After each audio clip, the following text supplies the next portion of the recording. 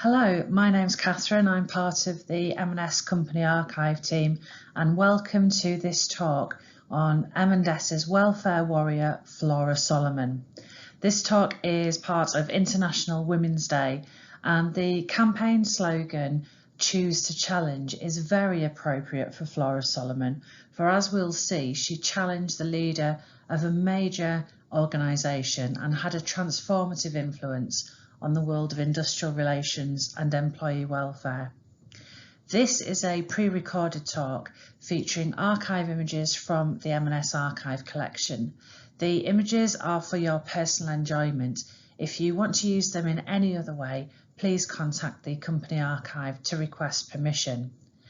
And although this is pre-recorded, I'm online now to be able to answer any questions. So just use the comments field and I'll reply as soon as I can. Flora was born in 1895 and lived an extraordinary life that took her from the Russian Revolution to the British High Street, or as it's been put, from Marx to Marks and Spencer. There's a fascinating memoir, it's been published under a couple of different titles now, and it covers her entire life from her early life in Russia. She was born in Pinsk in what is now Belarus, the daughter of a Jewish Russian gold tycoon, Grigory Benenson, who was related to the Rothschild family. She married Harold Solomon, a member of a London stockbroking family, and who was a career soldier. He was a brigadier general in the First World War. She had one child, Peter Benenson, who would later become the founder of Amnesty International. But she was widowed in 1931 and raised Peter on her own and had a very dramatic change in her fortunes, going from a life of wealth and ease to times of significant financial strain. In the 1930s, prior to the Second World War, she helped find homes for refugee children who fled to London from continental Europe. And during the war, she organised food distribution for the British government and was at the spearhead of the movement known as the British Restaurant to feed the home front. She was later awarded the OBE for her work. That's not the end of Flora's exciting life. She had an affair with the former Prime Minister of Russia. She was involved in the Zionist movement, and she also had knowledge of the communist leanings of Kim Philby, who she knew.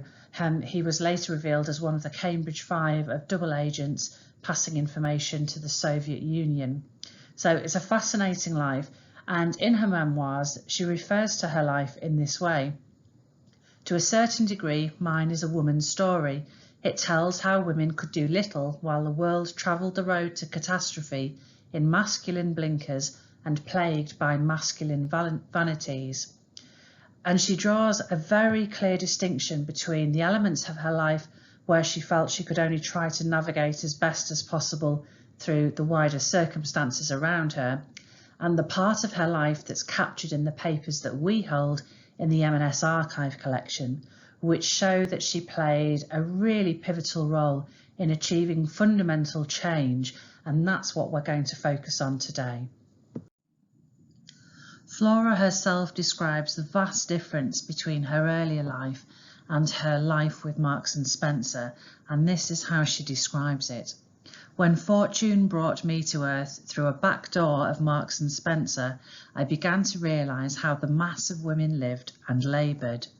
Previously, what I required in a high street store was purchased for me by a lady's maid. Now I became a servant of sorts myself, to grant me an education unavailable at any university. Flora first met M&S chairman Simon Marks in 1916 through mutual friends linked to the Zionist movement, which they both supported. Simon was in his late 20s and the new chairman of Marks and Spencer following the death of his father, who had founded the business. Flora said of that first meeting, "The one I took to most, and to whom the others deferred most, was an unassuming man who introduced himself as Simon Marks. 'What do you do?' I asked him. 'What do I do? Haven't you heard of Marks and Spencer?' No, what is Marks and Spencer? Shops, dear girl, shops. Do you mean to say you've never been inside one? In that case, I'll ask my wife Miriam to take you. We've a branch in Soho. Buy something. The price won't break you. Quite a few years later, in 1932, Simon and Flora were seated together at a dinner party, and Simon was boasting to Flora about how well his business was doing. And she says, all the years I had known Simon Marks, his business had not aroused the slightest curiosity in me. My way of life rarely brought me into shops and stores of any kind. But now my life had changed. This is a reference to her days of private wealth having recently come to an abrupt end. And for the first time, I found myself listening. On his fingers, he ticked off the towns where he intended to plant new branches. It was an impressive list, but against his proud assertion of commercial success, I heard echoes from the talk of some of my Labour Party friends. They saw high street trading from a different perspective, not the dividends announced in the city columns of the press, but the conditions of those who toiled to produce them. It was an ugly story. I had developed a conscience. Mostly it lay dormant, but my dinner companion had awakened it. I told him, you know you have a shocking reputation in the country. He was taken aback. What do you mean? Your labour conditions are notorious. How do you know, Flora? When was the last time you ventured into one of my stores? And she said, I have it from Margaret Bondfield. That was the Minister of Labour and previously an officer of the Shop Workers' Union. She has tried to get trade unionists to boycott Marks and Spencer. Your company is growing by exploiting its workers. She says, Simon quivered with anger, but I was enjoying myself. So she carried on. What's more, Margaret says it's firm like Marks and Spencer that give Jews a bad name. An uncomfortable few minutes of silence ensued while Simon digested this intelligence. Then he said, have you any ideas to suggest? Can you do something about it? Flora said, I was amazed and overwhelmed. A man of few words, Simon was inviting me to show how conditions of employment in his business could be improved. I refused to allow my complete ignorance of industry to make me hesitate. If he trusted me for such a task, I had to take it on. I answered, yes, I would like to. Then go ahead, he said, and he tasked Flora with setting up employee welfare in his business. Flora began her task by visiting lots of different stores, including major department stores other than Marks and Spencer, even some in Europe. She says, I was an exotic spectacle of a kind myself as I began looking into Marks and Spencer stores. Armed with an authorisation signed by the chairman, I questioned sales girls, interviewed managers, sniffed behind broom cupboards. No one gave me the impression I was welcome. This preliminary work proceeded without my receiving a penny piece in salary or expenses. The question of my being paid like any other employee had not even been discussed. She sketched out a memorandum for Simon Marks on what she judged to be wrong with the retail empire he was running. She says, this memorandum did not rank high as literature, and I suppose most of it would today sound commonplace. My investigation of conditions in the stores of Marks and Spencer brought me into a world not only of exploitation, but of apathy, condescension and fear. Its gloom dismayed me. I walked the high streets of towns without number to scan the people entering shops large and small, and found the situation similar in other chains, such as Woolworths and the Co-op. The sight greeting my eyes was of a human mass miserably dressed, dull of expression, cheeks sunken by hunger. It was a period when a job of the most humble kind was regarded as a privilege, and it could be withdrawn on the least pretext. Those depending on the retail trades for their wages stood, because they were for the most part female and unskilled, on the lowest rung of the working ladder.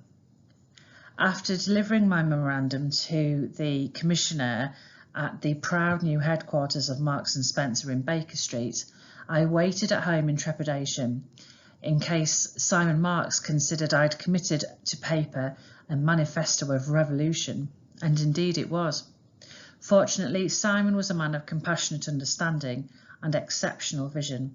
3 days later, he endorsed every word. Provided I never troubled him personally, I was welcomed as a member of his staff. It was really happening to me, a purpose in life. My friends were amazed. What was she doing with herself, enlisting as a glorified draper's assistant? She later says that in her first week she was handed a sealed envelope.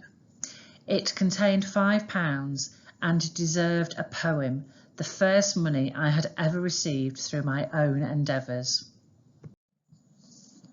From the weeks that Flora had spent visiting stores, she'd learnt that traders in Britain could, at that time, hold their staff behind their counters until late at night and provide very few facilities for them to take rests during the working day. He could tie them to the premises without heat in winter or fresh air during the summer, and accept no obligations whatever for the most elementary requirements of hygiene. The Shops Act stated that one lavatory had to be provided for every 20 workers, and other rules existed but were treated as, Flora says, the vapourings of amateurs and were disregarded. Girls of 18 earned a minimum of 17 shillings a week, less if they were younger. Flora asked, "How do you manage?" "If we can't last the week out, we help ourselves from the till or pinch a pair of stockings." Some retail managers at this period were arguing that it was a free country and that those dissatisfied with their work could leave. Though if they did, they wouldn't receive unemployment benefits, and in the early 1930s, the employment market was such that every vacancy created a dozen jobless people waiting in a queue to fill it. Life's realities forced girls to accept whatever jobs they could find, said Flora, in the hope of ultimate rescue by marriage. These photographs showing store colleague teams in the 1930s are very typical. The management positions would be taken by men, and there would be a couple of men working as warehousemen, but the staff were predominantly females, so all of the shop floor roles were filled by women. And Flora argued it wasn't just about the wages for these women. She also stressed other factors that she felt had been overlooked. And her memorandum to Simon Marks, which was the beginning of all of her work, talked about human dignity. She said that Marks and Spencer, not to mention their competitors, were providing work for women and girls under conditions that made it impossible for them to face the public as the female sex desired to be observed, i.e. presentable in appearance, relaxed in manner and worthy of respect. She said that she found girls heaving bulky packages while in an advanced state of pregnancy, but they were compelled to continue working because pregnancy was not classified as an illness and didn't qualify for sick pay under the health insurance scheme. If they were unmarried, they had an added reason for keeping on the job, the stigma of immorality to be compounded with the spectre of poverty. She said that throughout Britain, the branches of Marks and Spencer and other chain stores were ruled unchallenged by men who were themselves overworked and poorly paid. They trembled for their positions, not if one of their employees injured herself falling off a lopsided stepladder, but if the week's takings showed a downward graph. What girl with a personal problem would go to such a superior for help? But Flora felt confident that she could handle any questions relating to staff welfare and make the subject an approved management activity, but she knew it was important to proceed with tact.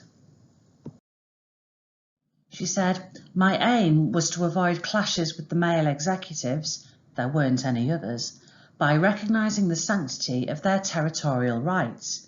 I was not going to be labelled that interfering foreign busybody. At first, few in Baker Street deigned to grant me recognition. I was introduced into an organism arranged with all the masculine exclusiveness of a gentleman's club, but it was obvious I had the exalted ear of the chairman, and the club adjusted to the unfamiliar situation accordingly. There are accounts that she had frequent clashes with director Harry Sacker, a member of the ruling family. He was married to Simon's sister Miriam, and one of his responsibilities was oversight of the newly established welfare department, which had oversight of Flora's work, including its budget. She writes that he rejected many of Flora's early budget requests.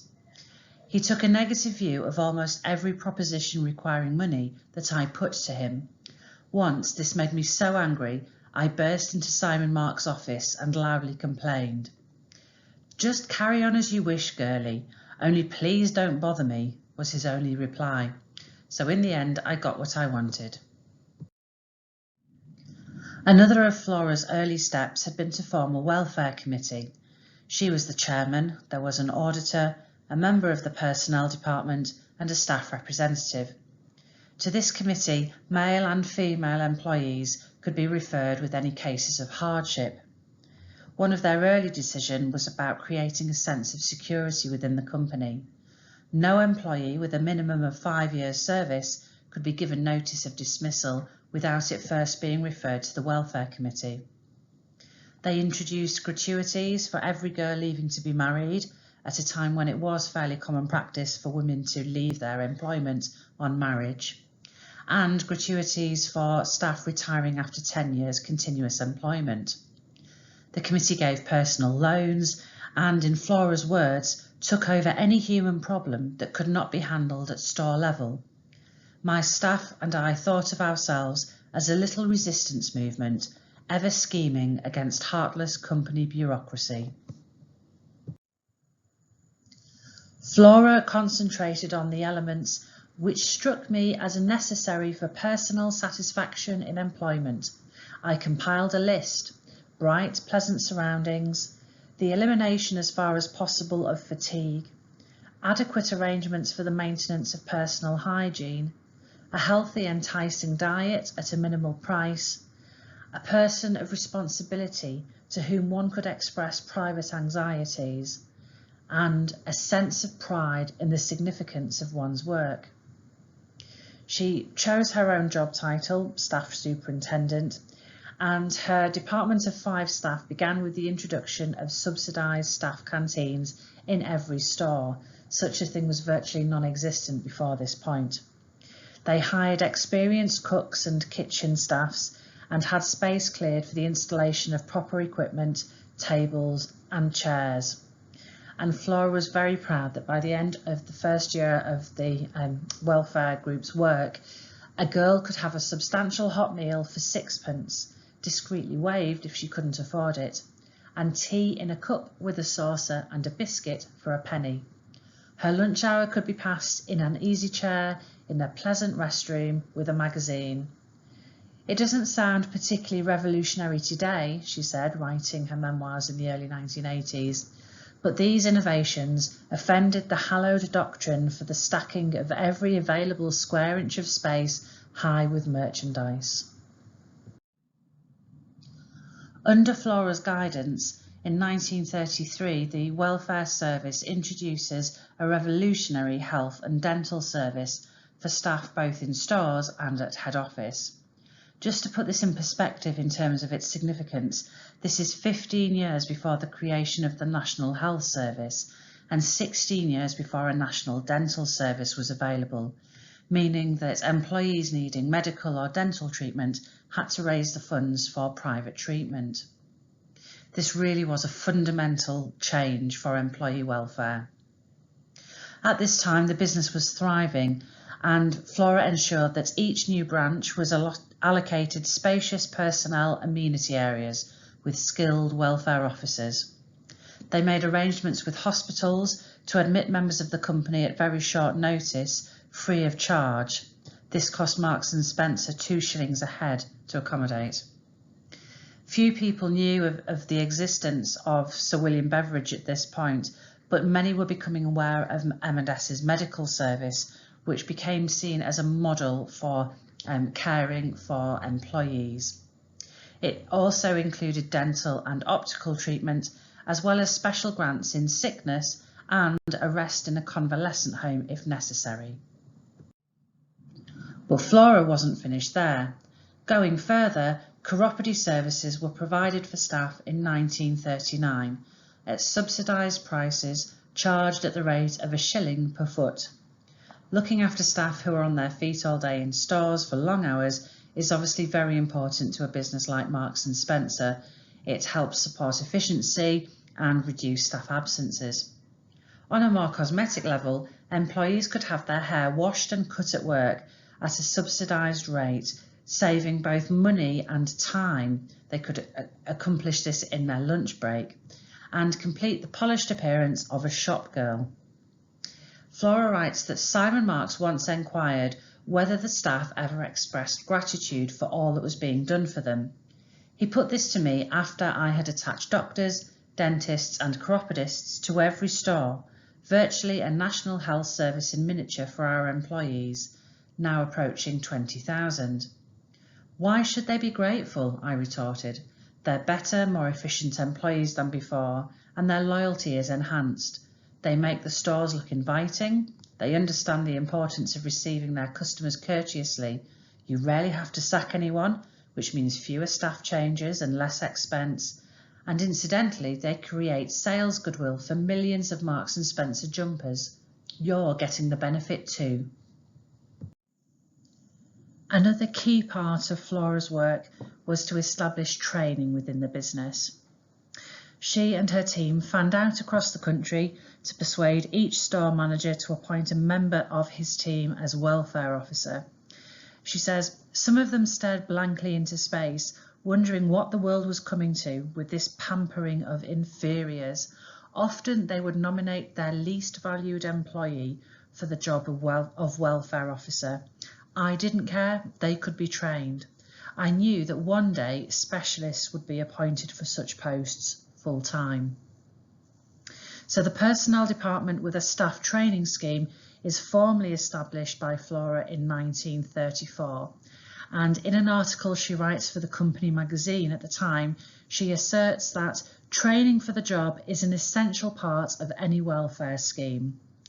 It links welfare, training and administration in a pioneering way within retail to enhance individual job satisfaction and encourage a sense of working in a team.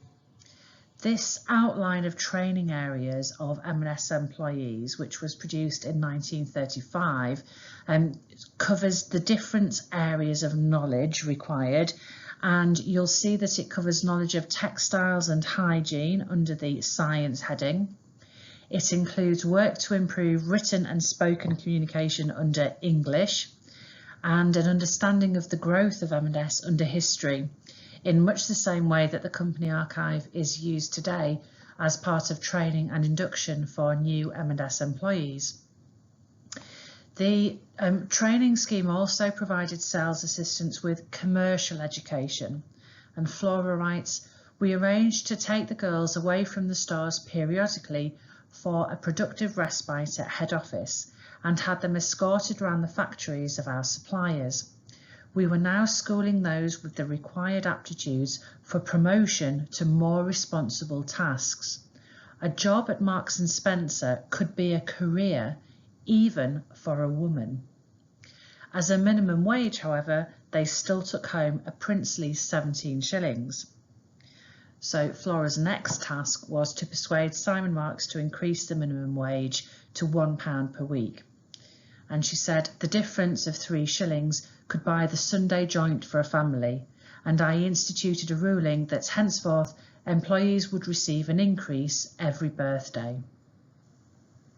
She also says, not once did I raise the question of my own salary, which seemed immutable at £5 a week. When I was asked to organise a luncheon club for executives, which achieved the comforts of a well-appointed West End restaurant, I was neither offered nor did I request membership. So still very much an outsider in some respects. But there are various surprises amongst the papers relating to Flora's work at M&S, and one of the more surprising aspects of the training scheme was that she included in the remit of the training department to teach the sales staff to use makeup, Some thought lipstick not quite respectable. I am pleased to confirm that I didn't receive any instructions about the wearing of cosmetics when I joined M&S.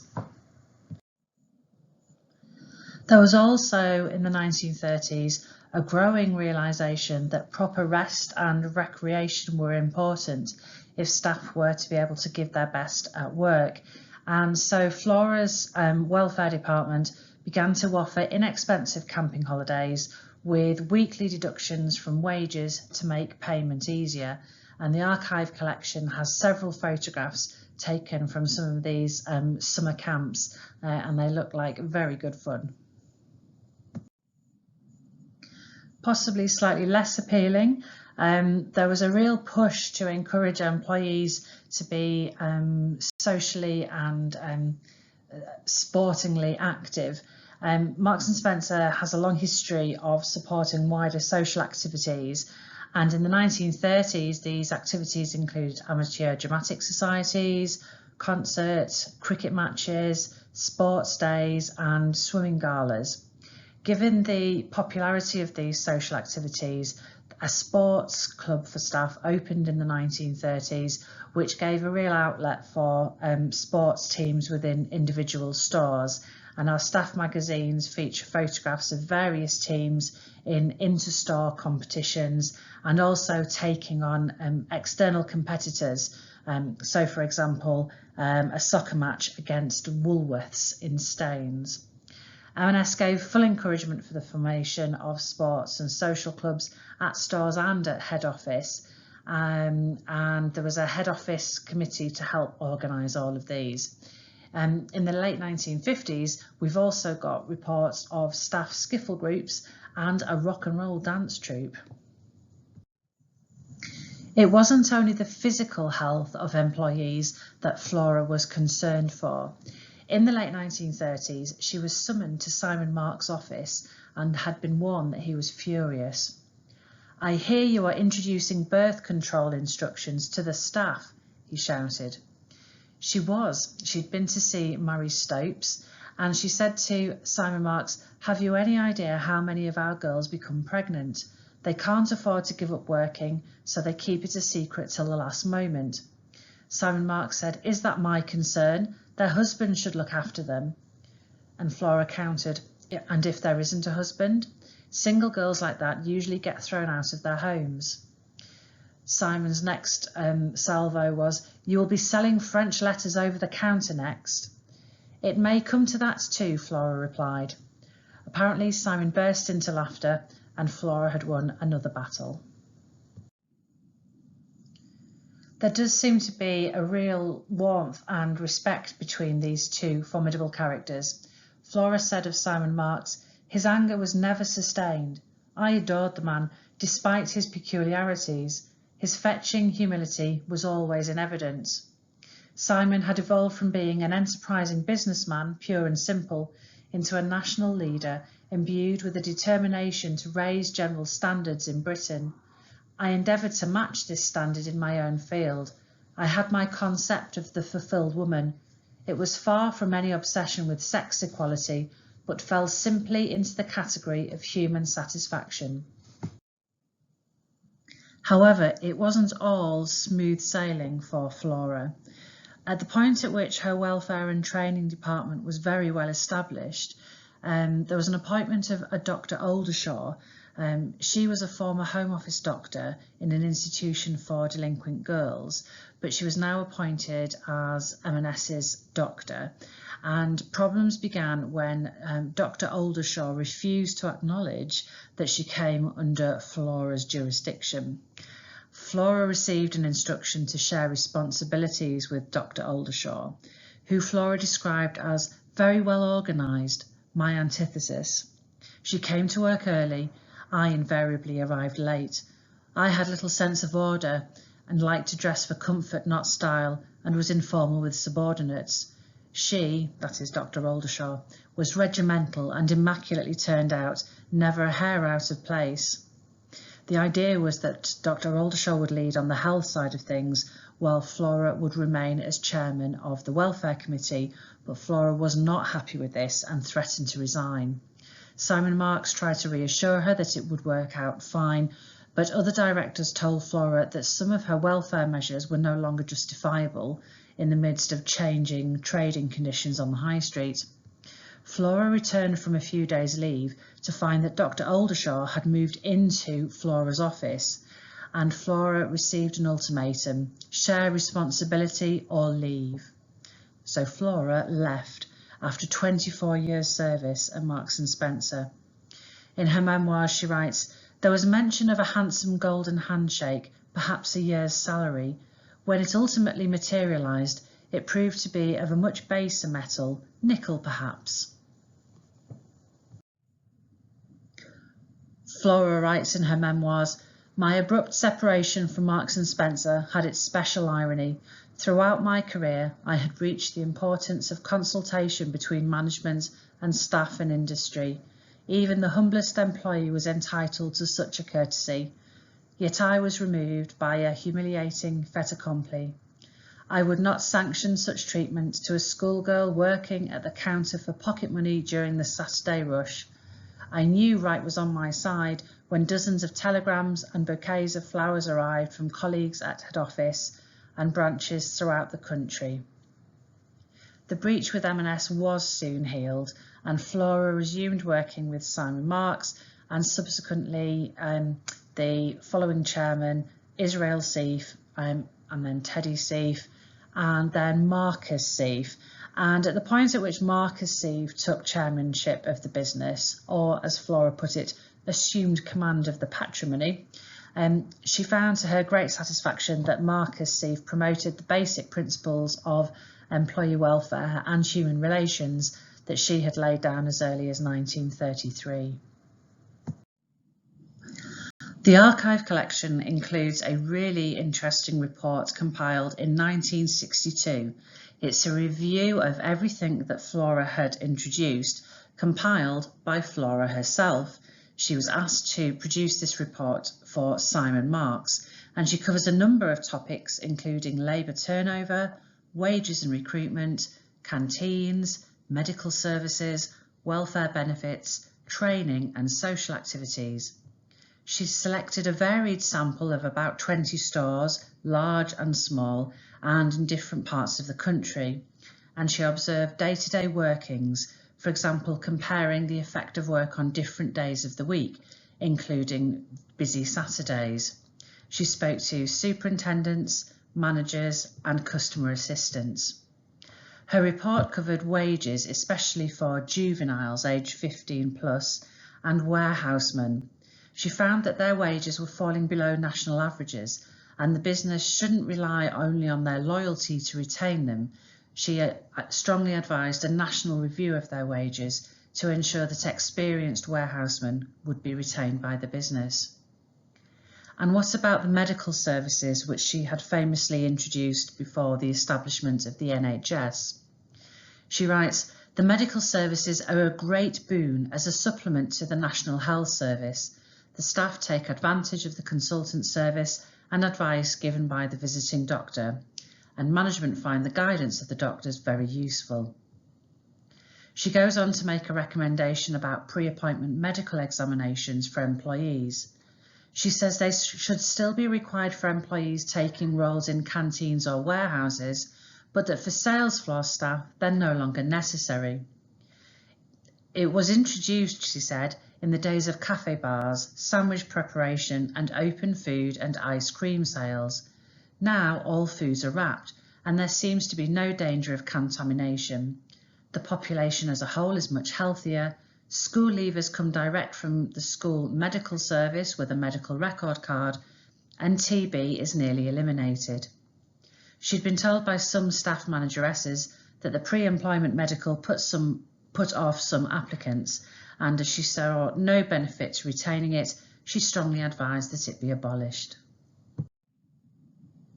On the subject of training, her findings in 1962 were, as well as technical training, the long-established policy of sending senior girls to outside courses to develop their minds and their personalities has had striking results. These courses are organised, for example, by the Institute of Personnel Management and the Industrial Welfare Society. Here they study labour relations, public speaking, civics and other subjects relevant to their work, and learn how to think. Senior staff manageresses and staff supervisors promoted from within show clearly how much benefit they have derived from their attendance at these courses over a period of years, and the outstanding personalities amongst them are living proof of the rewards which come of educating people for managerial positions. She introduces her report with recognition that fundamental workings of HR in the business haven't really changed that much in 30 years, but that the welfare scheme has long been accepted as an integral part of the organisation. She also writes that the scheme, which of course she set up, has stood up to the test of time, and working conditions in the company, especially of junior staff, are an outstanding example to industry in the United Kingdom, to say nothing of the United States. I studied carefully the welfare benefits and provisions which are part of a long-standing tradition of Marks and Spencer. They are extremely generous and up to date, and I cannot imagine either adding to or taking away from them. I also sat in on a weekly meeting of the Welfare Committee and was most impressed by the unfailing sympathy and wisdom and care which go into the judging of every individual case. This committee is never in any way hampered in its function. It is given authority and constant encouragement by the board, and may well therefore be unique in industry, hence its amazing effectiveness. My investigation happily coincided with the 1500th meeting of the Welfare Committee, and my former colleagues were so courteous as to invite me to the celebration luncheon which followed the meeting. One of the guests rather aptly remarked that never since its inception, over 29 years ago, has this committee missed a single session, not even during the Blitz, just like the Windmill Theatre. These images show Southend store staff canteen facilities, just slightly later than Flora's report written in October 1962. She says, "The canteens are splendid. Indeed, their management is vastly more efficient than in my day." But her sense of achievement at seeing the success of the model she established doesn't blind her to the very different circumstances of the 1960s or to arguments of sound commercial sense. She analyses the cost of subsidised canteen meals relative to wages and the cost of living, and advises that actually it's time for the cost to the employee to increase. Times have changed, and actually the company is now subsidising the meals too much. She demonstrates that a school leaver of 15 will find herself paying half as much for an M&S staff canteen meal than she paid for school dinners just weeks or months before, for a far superior meal. And she also finds that while all employers are subsidising their staff canteens, it's generally to the tune of about £4 per annum per employee, whereas the figure at M&S is an astounding £43 per person per year, a staggering difference. She comments on the introduction of frozen foods and their place in catering for employees, and refers to a visit to the Rolls-Royce staff canteen in Derby, which featured significant use of frozen foods and used vending machines for hot drinks. She says it's a revelation. It was like a window on a new world. The sudden jumping out of a slot machine of piping hot, freshly brewed tea or coffee, including milk and sugar to taste, might well startle some customers, but the Rolls-Royce experiment shows that, after the initial shock, people like it. And as for the use of frozen foods in mass catering, which offered significant savings in kitchen labour, Flora admitted, "I personally approached it with a rather prejudiced attitude, but I have to admit that the meal both tasted good and was filling." Her report goes on to make recommendations about changing opening times for stores to better meet the needs of customers, and the creation of a research group of bright young men and women, in her words, with a remit to keep up to date on developments outside of M&S and have the time and freedom to develop big ideas for the business.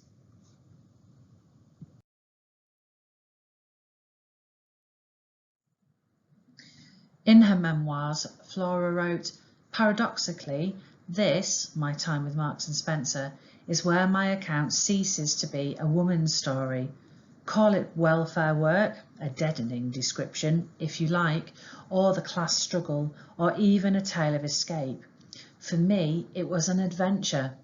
I was a butterfly in the First World War, a lady with a soup ladle and a burning anger, picking her way through ruined cities in the Second, eventually finding myself engrossed in the problems of human relations in industry." As I said at the outset, her astonishing legacy at M&S is just one fascinating aspect of her life, and the memoirs are well worth the read. They end with this reflection on her life. "Given the chance and fortified against life's hazards by my personal trinity, Russian soul, Jewish heart, British passport, I would do it all again the same way." I hope you've enjoyed this look at how Flora chose to challenge the lot of young working women in the 1930s and how her passion and commitment helped to change employee welfare for generations to come. Our Spring-Summer 2021 events programme will be launched soon, featuring new online talks and some film shows, but please don't hesitate to contact the company archive with any questions about the collection or M&S heritage. Thank you.